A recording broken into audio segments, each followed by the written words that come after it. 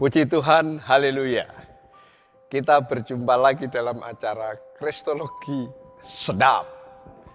Doktrin Kristus yang diramu secara sedap, sederhana, mendasar, alkitabiah, dan praktis. Hari ini kita akan belajar mengenai karya Tuhan Yesus di masa kini.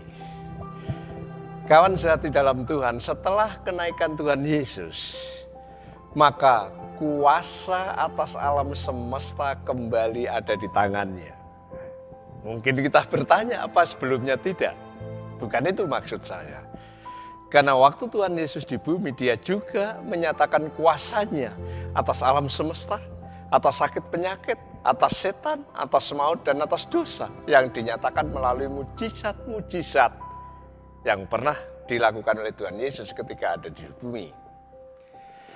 Tapi setelah kenaikannya ke surga, Alkitab menyatakan bahwa dia duduk di sebelah kanan Allah Bapa yang Maha Kuasa. Ini adalah sebuah gambaran bahwa kuasa Allah yang Maha Tinggi dipercayakan kepada dia yang duduk di sebelah kanan Allah Bapa itu. Dan itu adalah Yesus. Artinya sekarang ini kuasa yang ada di alam semesta ini ada di tangan Tuhan Yesus Kristus. Perhatikan di dalam surat Ibrani pasal 1 ayat 3 dan Ibrani pasal 10 ayat 2, firman Tuhan berkata gini. Ia adalah cahaya kemuliaan Allah dan gambar wujud Allah dan menopang segala yang ada dengan firman-Nya yang penuh kekuasaan. Dan setelah ia selesai mengadakan penyucian dosa, karya keselamatan. Ia duduk di sebelah kanan Allah yang maha besar di tempat yang tinggi. Ibrani pasal 10 ayat 12. Tetapi ia, Yesus, setelah mempersembahkan hanya satu korban karena dosa, satu korban saja karena dosa, ia duduk untuk selama-lamanya di sebelah kanan Allah. Tuhan Yesus duduk di sebelah kanan Allah. Ini lukisan yang sangat dipahami dan dimengerti oleh dunia kuno pada zaman itu.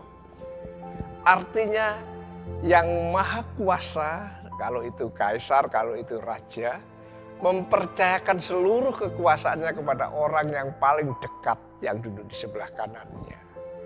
Nah, Alkitab menggambarkan bahwa Yesus setelah naik ke surga itu duduk di sebelah kanan Allah Bapa. Artinya dia yang memiliki kuasa atas alam semesta ini. Itu karya Yesus saat ini. Tapi Yesus juga bukan hanya menguasai alam semesta ini, tapi dia hadir. Dia datang, dia beserta, dia bersama, dia hadir di dalam gerejanya. Baik itu gereja dalam arti universal maupun lokal, artinya kumpulan orang-orang percaya Tuhan. Tuhan hadir di situ.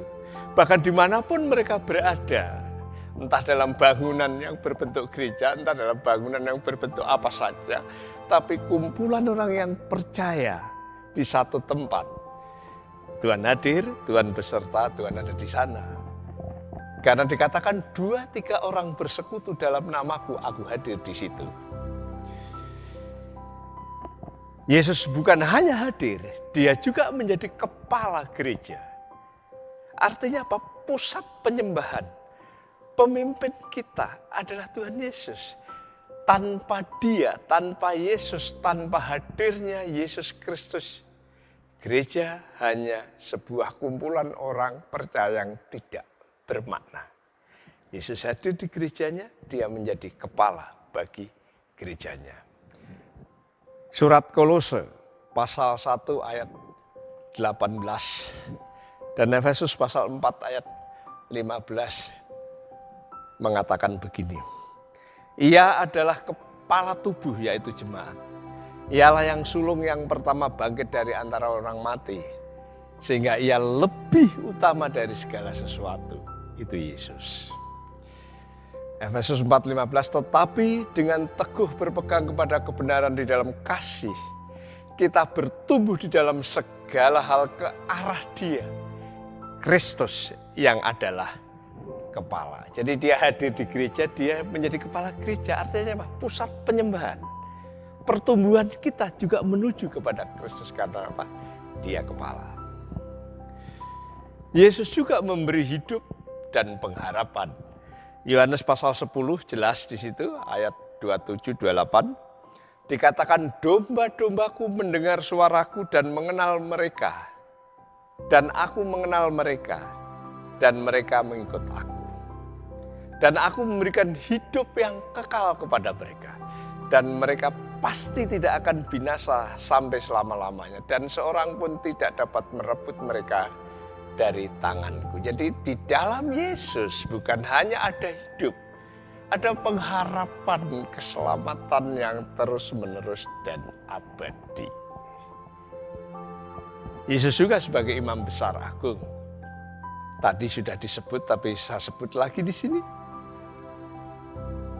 Ibrani pasal 4, 14-16 dikatakan, karena kita sekarang mempunyai imam besar agung yang melintasi semua langit, yaitu Yesus anak Allah. Baiklah kita berpegang teguh pada pengakuan iman kita. Sebab imam besar yang kita punyai bukanlah imam besar yang tidak dapat turut merasakan kelemahan-kelemahan kita. Sebaliknya, sama dengan kita ia telah dicobai hanya tidak berbuat dosa. Sebab itu marilah kita dengan penuh keberanian menghampiri tahta kasih karunia supaya kita menerima rahmat dan menemukan kasih karunia dan mendapat pertolongan pada waktunya. Dia imam besar agung yang bukan hanya mengerti, mengalami kesulitan, penderitaan, tantangan kehidupan manusia sebagaimana kita karena dia pernah jadi manusia. Tapi dia tahu solusi dan memberikan jawaban, memberikan jalan keluar karena dia imam besar yang agung. Dia menjadi sumber pertolongan kita. Ada banyak gambaran yang menunjukkan karya Kristus sampai saat ini. Paling tidak 2 gambaran ini menolong kita. Yang pertama adalah pokok anggur yang benar. Artinya apa? Tuhan Yesus adalah pemberi hidup. Akulah pokok anggur yang benar. Pemelihara, yang memelihara pokok anggur itu. Yang menyiangi disiplin dengan tujuan adalah supaya anggur itu berbuah banyak. Artinya apa? Tuhan bukan hanya memberi hidup kepada kita. Tuhan bukan hanya memelihara kita. Tuhan bukan hanya menyiangi kita.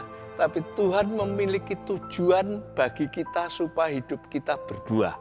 Supaya hidup kita berhasil. Injil Yohanes pasal 15, firman Tuhan berkata, akulah pokok anggur yang benar dan Bapakulah pengusahanya. Setiap ranting padaku yang tidak berbuah dipotongnya.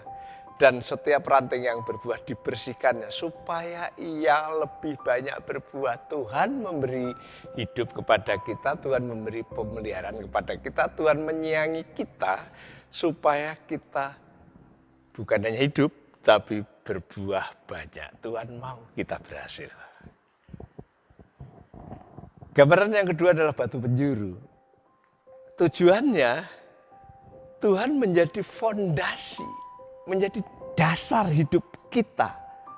Supaya bangunan hidup kita ini bukan hanya kokoh kuat. Tapi simetris, harmoni, dan indah. Itulah karya Tuhan, menjadi fondasi bagi kita. Supaya hidup kita kokoh, simetris, harmoni, dan indah. Efesus pasal 2 ayat 19-20 firman Tuhan berkata begini. Demikianlah kamu bukan lagi orang asing dan pendatang melainkan kawan sewarga dari orang-orang kudus dan anggota-anggota keluarga Allah. Lihat di sini yang dibangun di atas dasar para rasul dan para nabi. Ini maksudnya pengajaran berdasarkan rasul dan para nabi yang tertulis dalam Alkitab. Dengan Kristus sebagai batu penjuru. Kristus yang batu penjuru supaya tidak menceng hidup kita. simetris tapi juga indah serta kuat. Lihat di sini, di dalam Dia Tuhan Yesus tumbuh seluruh bangunan itu rapi tersusun menjadi bait yang kudus rumah Allah di dalam Tuhan. Jadi hidup kita menjadi kuat, simetris, indah, bagus seperti bait Allah yang terus menaikkan pujian, persembahan, hormat, kekaguman bagi Allah. Itu sebabnya tetaplah percaya kepada Tuhan Yesus. Setialah kepadanya. Bukan hanya hidup kita aman, tapi kita pasti berhasil dalam perspektif Tuhan. Dan bukan hanya itu. Kita disertai, kita ditolong, kita diberkati. Dan hidup kita bagi bait Allah yang terus memuji, memuliakan, dan menyembah Tuhan. Tuhan Yesus dipermuliakan. Dan kita semua diberkati. Mari kita berdoa. Terima kasih Tuhan bahwa Engkau bukan hanya sampai di surga dan berhenti di sana. Engkau terus berkarya bagi kami, membuat kami bukan hanya hidup tapi berarti. Bukan hanya berarti tetapi membuahkan karya-karya yang mempermuliakan Tuhan. Engkau yang akan terus memelihara kami, Engkau yang terus menyayangi kami, Engkau terus membuat kami hidup kokoh, kuat, harmoni, indah. Menjadi seperti bait Allah yang memuliakan Tuhan. Dalam nama Tuhan Yesus, haleluya. Amin.